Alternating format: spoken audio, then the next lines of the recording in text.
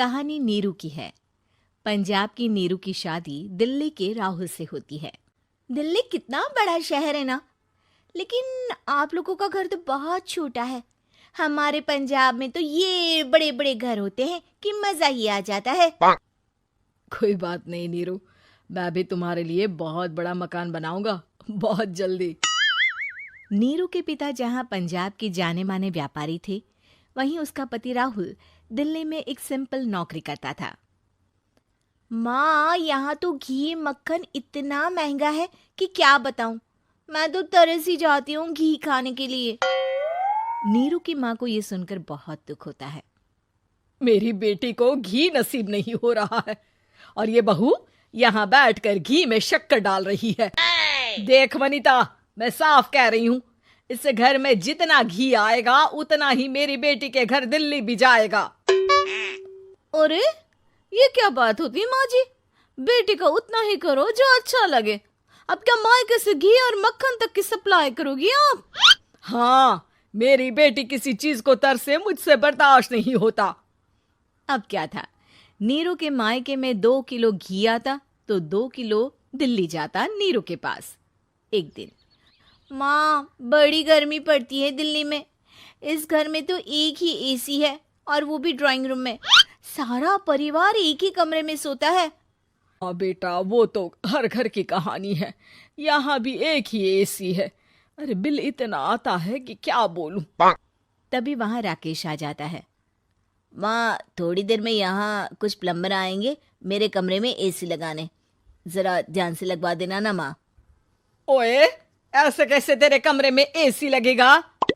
हाँ राकेश, एक बार बात तो कर लेता। अरे पापा, वो वनिता को गर्मी में नींद नहीं आती। ड्राइंग रूम में सबके साथ सोने में वो अनकंफर्टेबल है, इसलिए।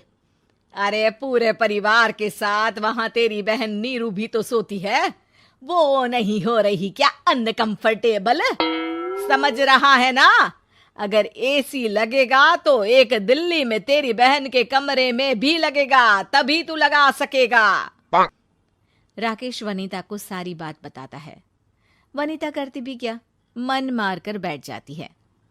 माँ, ये लोग ठीक नहीं है, क्या करूं मैं? अरे बेटी, यहाँ आ जा, तू यहाँ आकर रह ले। अरे छोड़ दे ऐसे पति को। कैसे छोड़ दूं माँ? समाज क्या कहेगा, लोग क्या कहेंगे? वैसे भी मेरा एक बेटा है मयंक। अरे हटा बेटा, तेरी उम्र ही क्या है, इतनी परेशान रहेगी तो काम कैसे चलेगा। खैर, बात आई गई हो जाती है। माँ को लगता है कि नीरू ठीक है, तो वहीं नीरू के मन में एक ही लाइन चल रही होती है, यहाँ आजा। माँ ने तो बोल ही दिया है कि यहाँ आजा। बस मयंक थोड़ा सा बड़ा हो जाए, इन गरीबों को छोड़कर मैं वापस माँ के पास ही चली जाऊंगी। वो इसी सोच में बाजार में चल रही थी कि मैम, आपका दुपट्टा जमीन को छू रहा है। नीरू जैसे ही उस लड़के की तरफ देखती है, देखती ही रह जाती है। हाय रे, कितना सुंदर लड़का है ये। अब क्या हुआ? मैंने कहा आपका दुपट्टा। तो खुद ही उठाकर दे दो ना। लड़का समझ जाता है कि नीरू उस पर फिदा हो चुकी है। वो उससे उसका नंबर लेकर चला जाता है। अब क्या था, नीरू और रोहित में लगातार बातें होने लगती है। मैं हरियाणा का रहने वाला हूँ, यहाँ एक बड़ी कंपनी का मैनेजर हूँ। अच्छा, और कितने बच्चे हैं तुम्हारे? बच्चे? अरे मेरी तो शादी भी नहीं हुई है। तुम बताओ, शादी करोगी? नीरू शर्मा जाती है। अब लेकिन मैं तो पहले से ही शादीशुदा हूँ। मुझे फर्क नहीं पड़ता, बस तुम शादी कर लो, भाग चलते हैं। बहुत पैसे वाला हूं मैं, हमेशा खुश रखूंगा तुम्हें। नीरू रोहित से मिलकर सारा प्लान बना लेती है और फिर एक दिन घर से भाग जाती है। दोनों शादी कर लेते हैं। शादी के बाद, क्या बात है नीरू, तुम्हें परेशान सा देखता हूँ, सब ठीक तो है ना? हाँ हाँ, सब ठीक है।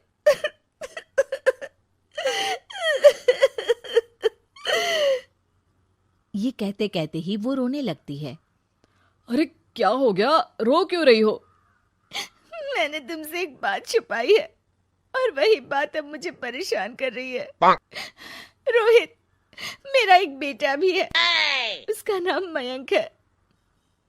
क्या बात कर रही हो? ये तुमने मुझे पहले क्यों नहीं बताया? देखो नीरू, मेरी माँ को मैंने ये नहीं बताया है कि तुम शादीशुदा हो। बच्चा मैं मैनेज नहीं कर पाऊंगा। नीरू को समझ में नहीं आता कि वो क्या करे। तुम उस बच्चे को अपनी माँ को क्यों नहीं दे देती? नीरू चुपके से माँ को फोन करती है। माँ, क्या मयंक को तुम रख सकती हो? बेटा, मैं राकेश के साथ बात करती हूँ। आखिर घर का बेटा वही है, जो वो बोलेगा। वैसे भी बेटा, तूने जो किया है ना, उसके बाद से पूरा घर तेरी बुराई कर रहा है। मैं भी अब किसी से तेरे लिए लड़ नहीं सकती। राकेश बेटा, नीरू ने तो जो किया बहुत ही बुरा किया, लेकिन मैं सोच रही थी कि क्यों ना मयंक को हम यहाँ ले आए। तभी वनीता बोल पड़ती है। वाह जी, ऐसे कैसे यहाँ ले आए? यहाँ क्या भंडारा भरा है? और जिस बच्चे की माँ ने नहीं सोचा, उसके लिए हम क्यों सोचे? नीरू को एक बार तो अपने बच्चे के बारे में सोचना चाहिए था ना। अरे लेकिन तेरे पास भी तो लड़का नहीं है ना वनीता। माँ, वनीता ठीक बोल रही है। कल को वो बड़ा होकर इसी घर का हिस्सा मांगेगा तो हम क्या करेंगे? माँ कहती भी तो क्या, वो चुप रह जाती है। वहीं नीरू का पहला पति कहता है। माँ, अगर आज भी वो वापस आ जाए तो मैं उसे माफ कर दूंगा। बेटा, गरीबी चीज ही ऐसी है, क्या करेगा? तू तो अब मयंक का सोच। वो बेचारा तो बिना माँ का हो गया। मयंक के खातिर तू दूसरी शादी कर ले बेटा। लोगों के लाख समझाने के बाद नीरू के पहले पति की शादी रिद्धि से हो जाती है, जिसके पहले पति से 2 बच्चे होते हैं। देखो जी, मैंने शादी सिर्फ बच्चे के खातिर की है। मैंने भी शादी सिर्फ बच्चों के खातिर की है। वहीं नीरू के दूसरे पति के मन में ये बात घर कर जाती है कि नीरू एक मासूम बच्चे को उसके खातिर छोड़ कर आई है। अब देखो नीरू, मुझे लगता है कि जो औरत अपनी कोख का बच्चा छोड़ सकती है, वो तो कुछ भी कर सकती है। कल को तुम्हें मुझसे अच्छा कोई मिल गया तो तुम तो मुझे भी बाय बाय कर दोगी ना। नीरू को अब उसका दूसरा पति ताने देना शुरू कर देता है। तंग आकर नीरू उसके यहाँ से भागकर अपने पहले पति के पास चली जाती है, लेकिन ससुराल में क्या लेने आई है नीरू, मयंक को? नहीं नहीं सासू माँ, मुझसे गलती हो गई, मुझे माफ कर दीजिए। नीरू, अब वक्त खत्म हो गया है, मेरी शादी हो चुकी है। तो छोड़ दो ना उसे, हमारा बच्चा है। मैं आपको अपनी माँ नहीं मानता, मेरी नहीं मान तो बात अच्छी है। नीरू मयंक की बात सुनकर समझ जाती है कि उसके पास अब ना आसमान रहा ना ही जमीन।